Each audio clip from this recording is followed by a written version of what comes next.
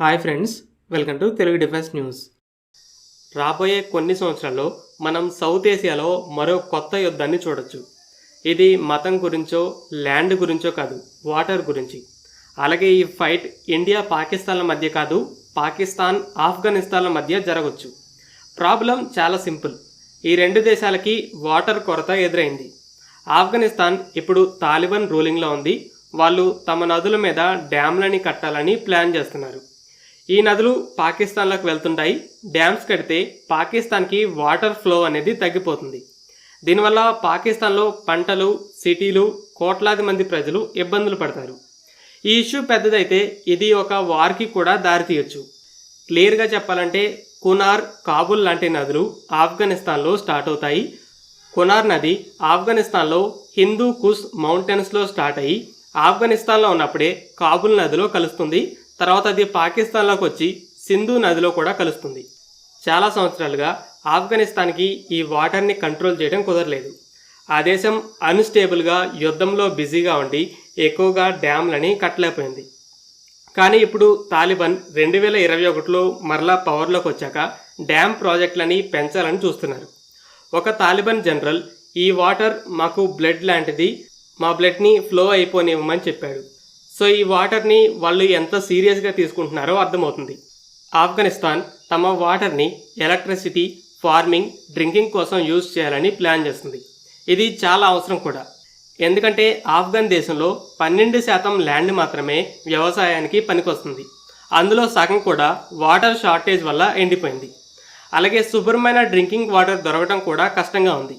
మంచిగా డ్యామ్స్ని కడితే ఈ ప్రాబ్లమ్స్ అన్నీ కూడా సాల్వ్ అవుతాయి. కానీ ఇంకో పక్క పాకిస్తాన్కి మరిన్ని ప్రాబ్లమ్స్ని కూడా తెచ్చిపెడతాయి. పాకిస్తానీస్ కూడా ఈ వాటర్ మీద ఆధారపడుతున్నారు. కేపీకే లాంటి ప్రావిన్సెస్లో కోట్లాది మంది వీటి మీద డిపెండ్ అవుతున్నారు. ఆఫ్ఘనిస్తాన్లో ఒక మేజర్ ప్రాజెక్ట్ ఏంటంటే కాబుల్ నది మీద షా టూట్ డ్యామ్. ఈ డ్యామ్ $36 మిలియన్ ఖర్చు అవుతుంది. వ్యవసాయంతో పాటు ఇది 20 లక్షల కంటే ఎక్కువ మందికి క్లీన్ డ్రింకింగ్ వాటర్ ఇస్తుంది. దీనివల్ల పాకిస్తాన్లోకి వెళ్ళే వాటర్ తగ్గిపోయి ఫుడ్ ప్రైజెస్ కూడా పెరిగిపోతాయి. ఇండియా పాకిస్తాన్ల మధ్య అంటే ఇప్పటిదాకా ఇందూస్ వాటర్ ట్రీటీ అనే వాటర్ షేరింగ్ డీల్ ఉండేది. ఇందులో రూల్స్ ఉంటాయి. కానీ పాకిస్తాన్, ఆఫ్ఘనిస్తాన్ల మధ్య అలాంటి డీల్ లేదు. ఆఫ్ఘనిస్తాన్కి ఇష్టం వచ్చినట్టు చేసుకోవచ్చు. ప్రపంచంలో ఏ దేశం కూడా దీని గురించి మాట్లాడదు. ఇక పాకిస్తాన్కి రెండే ఆప్షన్స్ ఉంటాయి: మాట్లాడడం లేదా ఫైట్ చేయడం. రెండు దేశాల రిలేషన్స్ బాగాలేదు కాబట్టి అగ్రిమెంట్ ఏర్పడడానికి ఛాన్సెస్ తక్కువ. ఇంట్రెస్టింగ్ పాయింట్ ఏంటంటే ఇండియా ఇందూస్ ట్రీటీని క్యాన్సిల్ చేశాకే ఆఫ్ఘనిస్తాన్ ఈ నిర్ణయాన్ని తీసుకుంది. నిజానికి కొన్ని రోజుల క్రితమే జైశంకర్ గారు 2021లో తాలిబాన్ ప్రభుత్వం ఏర్పడ్డాక మొట్టమొదటిసారిగా కాల్ చేసి మాట్లాడారు. దీంట్లో శాటూట్ డ్యామ్ని కట్టడం గురించి కూడా మాట్లాడారు. తర్వాతే ఆఫ్ఘనిస్తాన్ నుండి ఈ ప్రకటన వచ్చింది.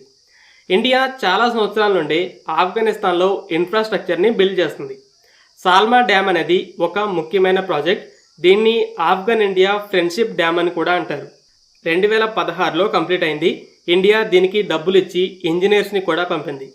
ఇప్పుడు శాటూ డ్యామ్ ప్రాజెక్ట్ని కూడా సపోర్ట్ చేస్తుంది. మన గోల్ క్లియర్గా కనపడుతుంది. ఆఫ్ఘనిస్తాన్ నుండి కూడా వాటర్ని ఆపి పాకిస్తాన్ని ఇంకా గట్టి దెబ్బ కొట్టాలి. ఇటు ఇండియా సింధు నదుల్ని పూర్తిగా ఆపేస్తుంది.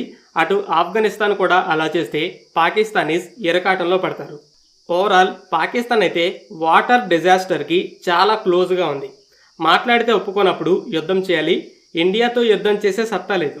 ఆఫ్ఘనిస్తాన్ సర్వైవ్ అవ్వాలంటే ఈ డ్యామ్లు కట్టడం చాలా ఇంపార్టెంట్ కాబట్టి కాంప్రమైజ్ అవ్వదు. పాకిస్తాన్ సర్వైవ్ అవ్వడానికి ఏదైనా సాహసం చేయొచ్చు. ఫ్రెండ్స్, ఈ వీడియో మీకు నచ్చినట్లయితే లైక్ చేయండి.